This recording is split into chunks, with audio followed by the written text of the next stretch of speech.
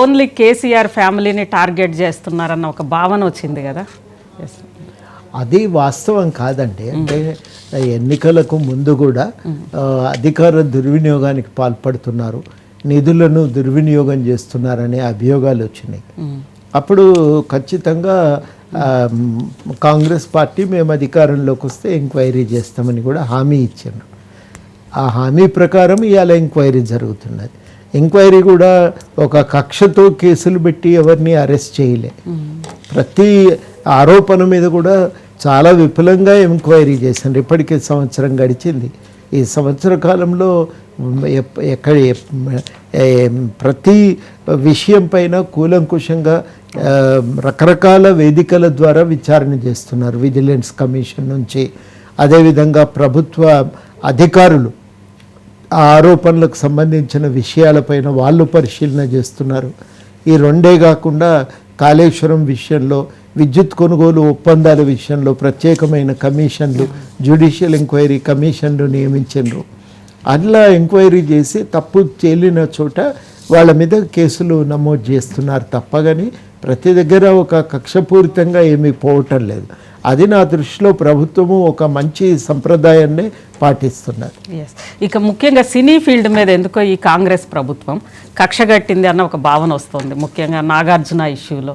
ఆ తర్వాత ఈరోజు జరుగుతున్న అల్లు అర్జున్ వివాదానికి సంబంధించి కూడా తొక్కిసలాట అనేది అనేక సందర్భాల్లో జరిగింది, కానీ హీరోని బాధ్యుడిని చేయడం అనేది ఇక్కడే జరిగింది అంటున్నారు. ఏంటి దీని మీద మీ సమాధానం? అంటే చెరువులను ఆక్రమించుకోవటం అనేది నాగార్జున గారి మీద ఉన్న ఆరోపణ. వాళ్ళు FTL లెవెల్లోకి వచ్చి చెరువులో హాల్ కట్టిండ్రు కాబట్టి ఆ హాలును ఆ మేరకు తొలగించారు. మొత్తం కక్షతో మొత్తం హాల్ అంతా విధ్వంసం చేసి ఏం చేయలే కదా. ఏ మేరకు చెరువులోకి చొరబడి కట్టిండ్రో ఆ మేరకు దాన్ని కూలగొట్టడం జరిగింది. ఇది వాళ్ళ కొత్తగా కాదు, గత ప్రభుత్వం కూడా చేసింది. కానీ ఎందుకో కానీ మధ్యలో వాళ్ళు అన్ని చర్యలను ఆపటమే కాదు, ఆ ప్రముఖులతో వాళ్ళు కొన్ని సంబంధాలను పెంపొందించుకుని ఆ తర్వాత చట్ట ప్రకారం తీసుకోవాల్సిన చర్యలను తీసుకోలేదు, మినహాయింపునిచ్చారు. అది కరెక్ట్ కాదు.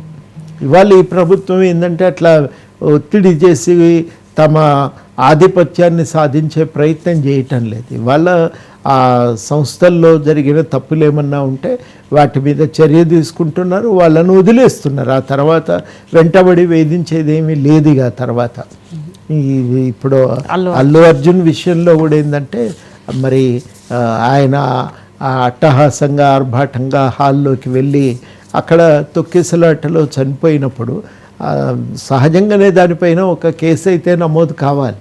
ఒక మహిళ, ఆమె కొడుకు ఇద్దరు, ఆమె చనిపోయింది, ఈయన కూడా ఇంకా చావు బతుకుల నడుమ చావుతో పోరాటం చేస్తూనే ఉన్నాడు. ఇట్లాంటి ఘటన జరిగినప్పుడు బాధ్యులైన వాళ్ళ మీద చర్యలు అయితే తీసుకోక తప్పదు కదా. ఒక నిండు ప్రాణం పోయినప్పుడు కూడా ప్రభుత్వాలు స్పందించకపోతే తప్పవుతుంది. ఆయన మంచివాడా చెడ్డవాడా కాదు, ఆయన మంచి యాక్టరా కాదా అన్నది కాదు ఇక్కడ చర్చనీయాంశం. ఆ విషయాలకు వస్తే ఇంకొక రకంగా మనం స్పందిస్తాం. కానీ ఇవాళ మనం మాట్లాడుతున్నది ఏంటంటే తప్పు జరిగింది. తప్పు జరిగినప్పుడు ఎవరైనా కావచ్చు, ఆయన యాక్టర్గా ఆయన పైన ఒక సదభిప్రాయం ఉండవచ్చును కాక, కానీ జరిగిందే తప్పు అయినప్పుడు మనం చర్యలు అయితే తీసుకోక తప్పదు. విమర్శకులు చాలామంది మాట్లాడిన దాంట్లో ఒక లోపం ఉంది. మనిషి స్థాయిని బట్టి చర్యలు తీసుకోవాలనే వ్యాఖ్యలు ప్రతిపక్ష పార్టీల నాయకులు కొందరు చేశారు. ఆ వ్యాఖ్య తప్పు, అది రాజ్యాంగ వ్యతిరేకమైనది, అది పాతకాలపు సంప్రదాయం. అది మనిషి స్థాయిని బట్టి చర్యలు ఉండేవి. ఒకే నేరం ఇద్దరు వ్యక్తులు చేస్తే సామాజిక హోదాను ఆర్థిక పరిస్థితిని బట్టి శిక్ష ఉండేది. అది పాత ప్రజాస్వామ్యకు రాకమునుపు ఉన్న సంప్రదాయ సమాజాల్లో ఉన్న అది నేర విచారణ పద్ధతి. అది ఇప్పుడు మారిపోయింది. రాజ్యాంగం ఏం చెప్తున్నది? ఆర్టికల్ 14, 15 అంటే అందరూ సమానమే, అందరికీ సమాన రక్షణ ఉండాలి, తప్పు చేస్తే సమానమైన పద్ధతుల్లో అందరితోని వ్యవహరించాలి. అంటే నేరం జరిగినప్పుడు అందరినీ ఒకే రకంగా చూడాలి, రక్షించవలసిన అవసరం ఏర్పడితే అందరినీ ఒకే రకంగా రక్షించాలి. ఇది ప్రభుత్వాల మీద ఉన్న బాధ్యత. ఆ బాధ్యత ప్రకారం ప్రభుత్వాలు చర్యలు తీసుకోకపోతే తప్పు పట్టాలి, కానీ తీసుకుంటే తప్పు పట్టడం కరెక్ట్ కాదు. ఆయన పెద్ద ఆయన కాబట్టి వదిలేయండి అంటే కుదరదు. ఆయన మంచి యాక్టరు, నేను కూడా ఒప్పుకోవచ్చు, అది వేరే మాట. కానీ పెద్ద ఆయన కాబట్టి మంచి యాక్టర్ కాబట్టి వదిలేయండి అంటే కుదరదు. అది కరెక్ట్ కాదు, అది దృక్పథం కరెక్ట్ కాదు. తప్పు జరిగిందా లేదా అనేది ముఖ్యం. అంటే ముఖ్యమంత్రి గారి పేరు మర్చిపోయినందుకు కక్షగట్టి ఇలా చేశారు అనేది స్వయంగా కేటీఆర్ గారే అన్నారు, అందరూ కూడా అదే భావిస్తున్నారు కదా. ఇప్పుడు ఒక ఘటన జరిగింది, కేసు నమోదు చేసిండ్రు, ఆయననేమి A1 పెట్టలే కదా, సినిమా యజమాని A1 పెట్టి నేను 8 11లోనో ఉన్నాడు కాబట్టి కక్ష కట్టిండ్రని కూడా మనం అనటానికే లేదు. అట్లా దాని పద్ధతి చట్టం ప్రకారం చర్యలు తీసుకున్నారు, చట్ట పద్ధతుల్లోనే వ్యవహరించారు కదా. కాబట్టి దానికి మనమేమీ తప్పు పట్టవలసినది అక్కడ నాకైతే ఏం కనబట్టం లేదు. రెండవది తప్పు పట్టవలసిన విషయం ఏంటంటే మనం మనుషుల స్థితిని బట్టి చర్యలు తీసుకోవాలంటే మాత్రం చాలా తప్పది. ఆ దృక్పథాన్ని విడనాడాలి. మామూలు మహిళ చనిపోతే అదే రకమైన సానుభూతి, అదే రకమైన మనకు ఒక మద్దతు అనేది ఇవ్వవలసిన బాధ్యత కూడా మన మధ్యలో ఉంటుంది, మన మీద ఉంది. అదాన్ని కూడా మర్చిపోవటం అనేది చాలా అన్యాయం. ఆ మహిళ పట్ల తొక్కిసలాటలో ఇవాళ ప్రాణాపాయ స్థితిలో ఉన్నటువంటి ఆ బాలుని పట్ల అదే రకమైన సానుభూతి ఉండాలి, అదే రకమైనటువంటి సాటి మనిషి అనే ఆలోచనతోనే మనం చూడాలి. అట్లా చూడకపోవటం చాలా పెద్ద తప్పు అవుతుందండి. చట్టము డబ్బు ఉంటే ఒక రకంగా, పెద్దవాడైతే ఒక రకంగా వ్యవహరించాలని చెప్పటం కూడా సరి అయినటువంటి దృష్టికోణం. ఈ ఘటనలో మొత్తం సినీ ఫీల్డ్ ప్రవర్తించిన విషయం అంటే అల్లు అర్జున్కి విపరీతమైన సానుభూతి లేదా పరామర్శలు, మా మీద కక్ష తీర్చుకుంటున్నారని అనడము. గతంలో నాగార్జున విషయంలో కూడా ఇలానే జరిగింది. ఈ సినీ ఫీల్డ్ ప్రవర్తిస్తోన్న ఈ ప్రవర్తన మీద అంటే వాళ్ళ రియాక్షన్ మీద మీరేమంటారు? వెళ్ళండి, మీరు సానుభూతి తెలపండి, కానీ ఆయన మీద చర్య తీసుకోవటమే తప్పు అనేది మాత్రం, ఆ దృక్పథం మాత్రం మనం ఆమోదించడానికి వీల్లేదు, ఎట్టి పరిస్థితుల్లో ఆమోదించడానికి వీల్లేదు. సానుభూతి తెలపటము, మీరు వెళ్ళి కలవటము అది వేరే మాట, కానీ సానుభూతి అటువైపే ఆయన చేసిందంతా కరెక్టే, పెద్దవాడు కాబట్టి, మావాడు కాబట్టి ఆయన కరెక్టే, ఆయన ఏం చేసినా మేము సమర్థిస్తామంటే అది మంచి దృక్పథం కాదు. అట్లా వ్యవహరించటం కూడా మంచిది కాదు. ఇది నేను చాలాసార్లు గతంలో కూడా వేరే ఛానల్లో ఇంటర్వ్యూ ఇచ్చినప్పుడు ఈ మాట అన్నా. యూరోప్లో, వాస్తవానికి యూరోప్ కంటే అమెరికాలో చాలా పెద్ద చర్చ జరిగేది ఆ రోజుల్లో. అమెరికన్ విప్లవం రావటానికి ముందు రోజుల్లో, వచ్చిన తర్వాత పౌరులు ఎట్లా వ్యవహరించాలి సమాజంలో, సాటి మనిషి పట్ల ఎట్లా వ్యవహరించాలని చాలా చర్చ జరిగేది. మనుషులను గౌరవించాలి, వాళ్ళు సాటి మనిషిని గౌరవించాలి, సమానులుగా మనం పరిగణించాలి. మనం మన కోసం ఏం కోరుకుంటామో ఎదుటివారికి కూడా తాము కోరుకునేటువంటి అధికారం ఉంది. కాబట్టి వాళ్ళు పేదవాళ్ళు కాబట్టి ఏమైనా పర్వాలేదు, మావాడు పెద్దవాడు కాబట్టి ఆయన మీద మాత్రం చర్యలు తీసుకోవద్దంటే దాన్ని మనం ఎట్టి పరిస్థితుల్లో ఆమోదించడానికి వీల్లేదు.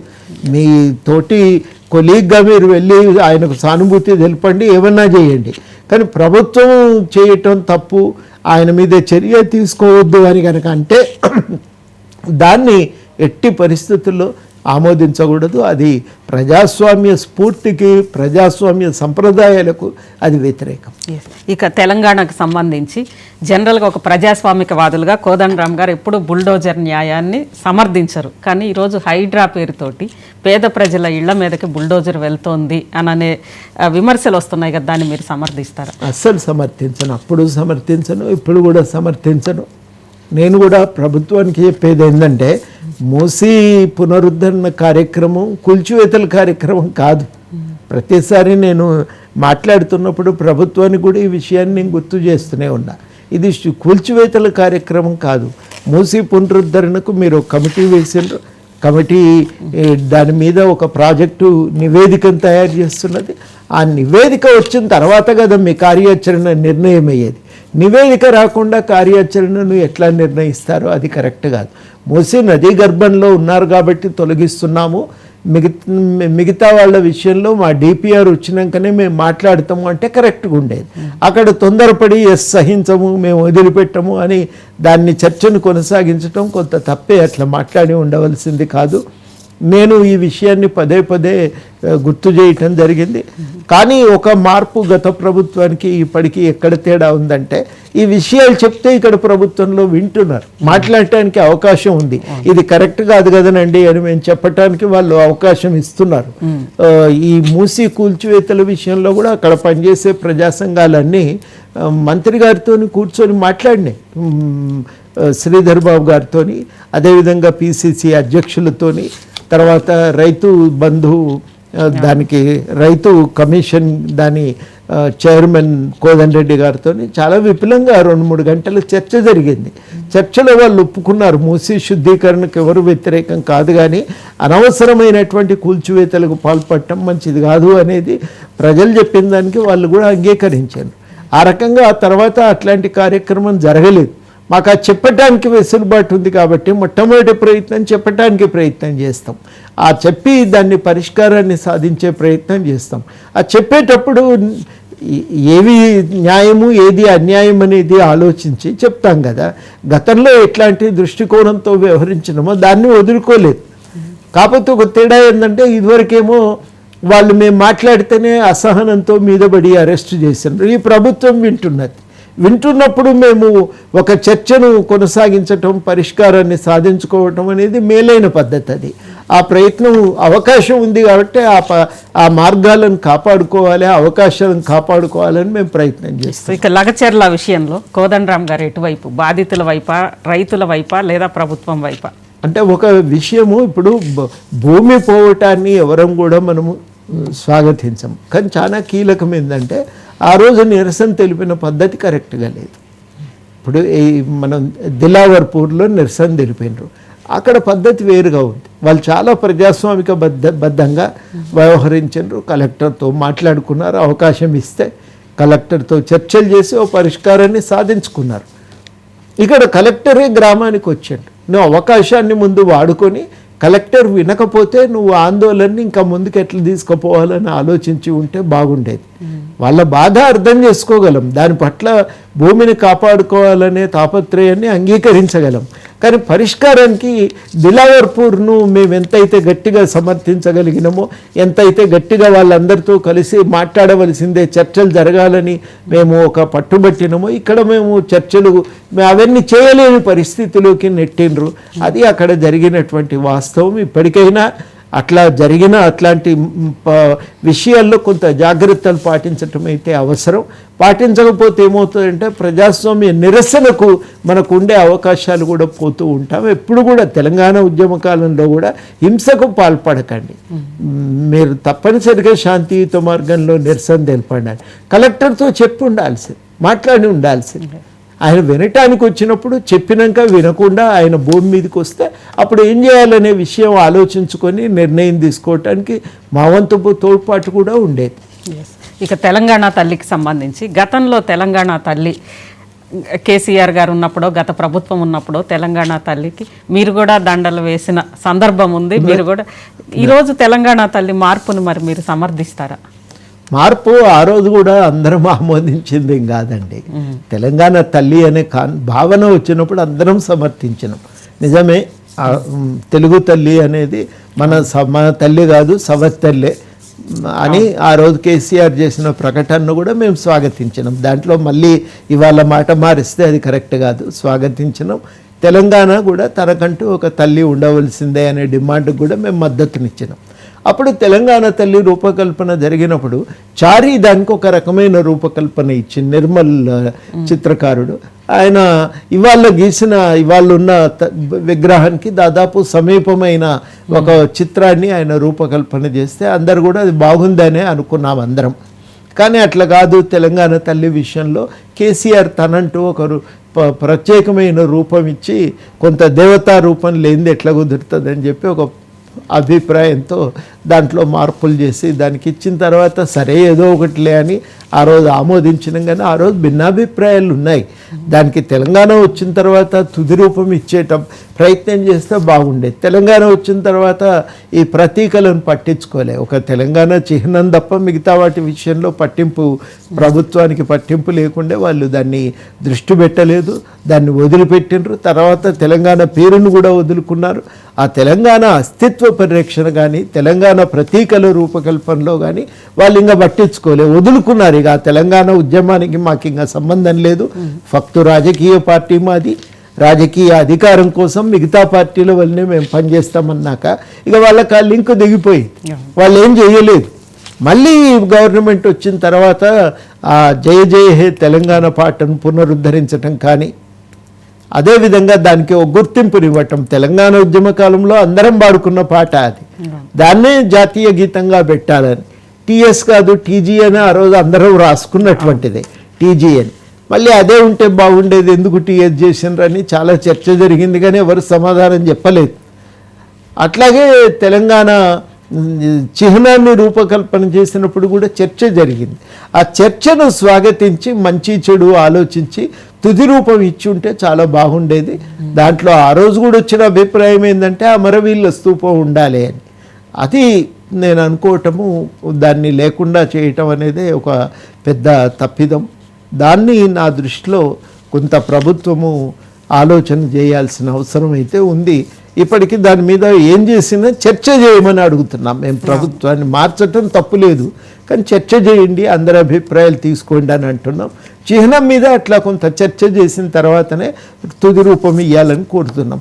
తెలంగాణ తల్లిదేమో అప్పుడు ఆగిపోయింది కాబట్టి వాళ్ళు మళ్ళీ వీళ్ళు తయారు చేసిండ్రు, తీసుకొచ్చిండ్రు. చాలా వరకు ఒక ఆమోదం అయితే ఉంది. ఇట తెలంగాణ తల్లి అంటే దేవతా రూపం ఉండవలసిన అవసరం లేదు. తల్లి అంటున్నాం కదా, దేవత అంటలేము. తల్లులను తయారు చేసుకున్నప్పుడు మన చుట్టూ ఉండేటువంటి మాతృమూర్తులే మనకు ప్రతిబింబిస్తే బాగుంటుంది. ఆ రూపకంగా తయారు చేయటం మంచిదే అనేది ఒక అభిప్రాయం కూడా ఇవాళ వ్యక్తమవుతున్నది. అది ఇంకా సమయం పడుతుంది దాన్ని స్వీకరించటము. ఆ చర్చను ఆమోదిస్తున్నారు. నిజమే, ఆ దేవతామూర్తిగా అవసరం లేదు. తల్లి మనలో ఉన్న ఒక మానవ మూర్తినే ప్రతిబింబిస్తే బాగుంటుందనే అభిప్రాయం ఇవాళ వ్యక్తమవుతున్నది. కానీ దీన్ని వెంటనే ఇంకా ఆమోదిస్తారంటే సమయం పడుతుంది. అది సింక్ కావాలి కదా, నిజమే అని. ఆ రూపం ఇంకా కింది దాకా పోయి కలెక్టరేట్ల కాడ అక్కడ ఇక్కడ పెట్టడం మొదలు పెడితే అప్పుడు అది మెల్లమెల్లగా దాన్ని ఆమోదించటం మొదలవుతుంది. విస్తృత ఆమోదం సాధించినప్పుడు ఇంకా అది నిలబడిపోతుంది. ఆ పాతదేమో తర్వాత తేలిపోయింది కానీ మళ్ళీ లేదు. ఇవ్వాలి ఇవాళ ఎక్కడ దాన్ని ఉపయోగించటం లేదు. ఆ సింబల్గా కూడా ఇవాళ మిగిలి లేదు. అందుకనే ఒక కొత్తది అయితే రావాల్సిన అవసరం అయితే ఉంది. ఇక ముఖ్యంగా బతుకమ్మ లేదు కదా, తెలంగాణ తల్లి.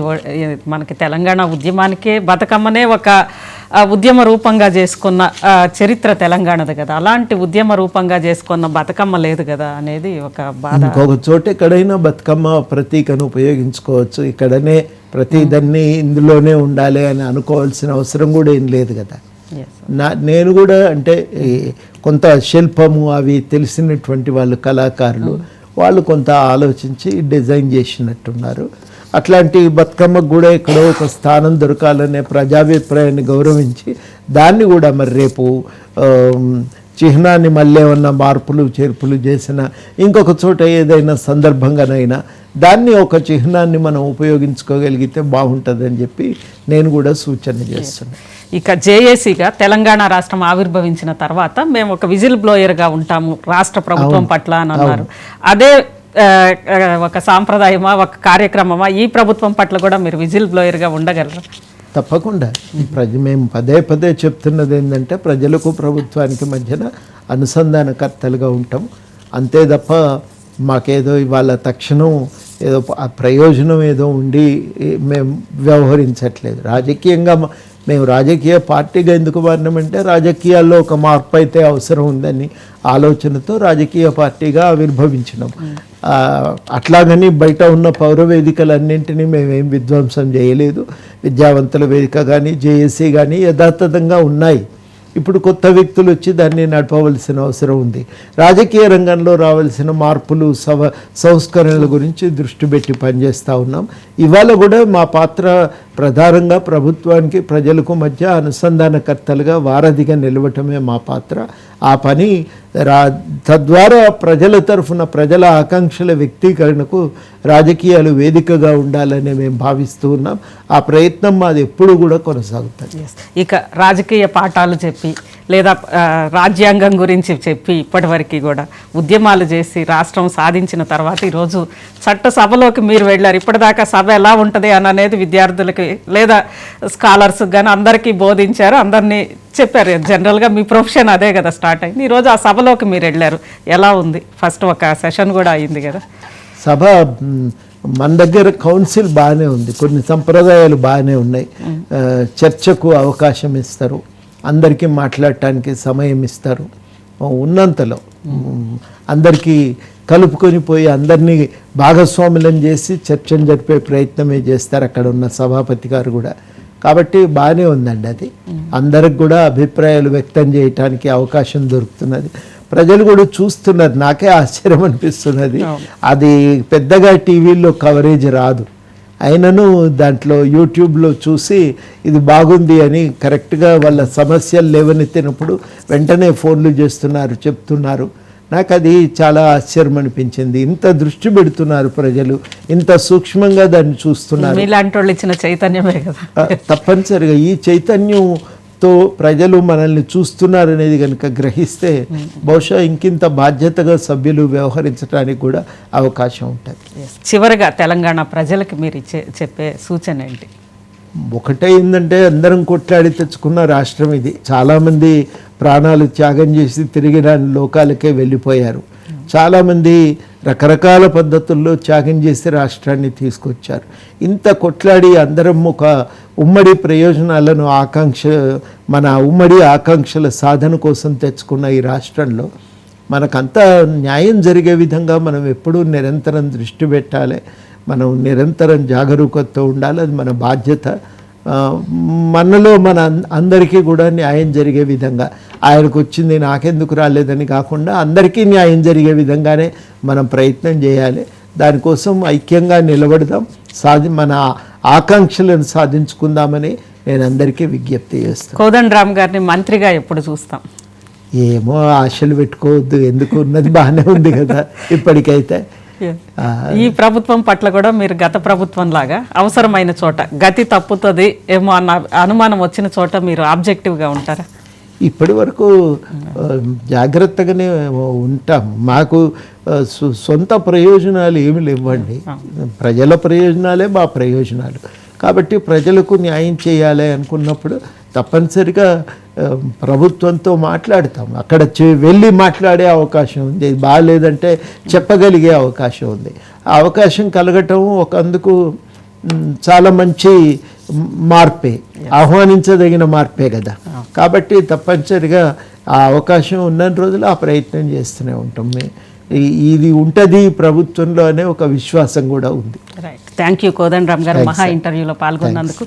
మొత్తం మీద గతంతో పోల్చుకుంటే గత 10 ఏళ్ల తర్వాత తెలంగాణలో ఒక ప్రజాస్వామిక వాతావరణం వచ్చింది, వెళ్ళి విరుస్తోంది. ప్రజలందరికీ కూడా మాట్లాడే అవకాశం, తమ నిరసన కానీ ఏదైనా చెప్పే అవకాశం కనిపిస్తోంది. ఇది మంచి మార్పు అనేది కోదండరామ్ గారు అంటున్నారు. అదేవిధంగా ఎప్పటిలాగే తెలంగాణ వచ్చిన తర్వాత జేఏసీ ఏ రోల్ అయితే పాటించిందో, ప్రభుత్వాలు ప్రజలకి వ్యతిరేకంగా అడుగులు వేస్తున్నాయి అని అనుకున్నప్పుడు అవసరమైతే ప్రశ్నించడం కూడా అదే కంటిన్యూ చేస్తుంది జేఏసీ అని అనేది కోదండరామ్ గారు అంటున్నారు. ఇది కోదండరామ్ గారితోటి మహా స్పెషల్ ఇంటర్వ్యూ.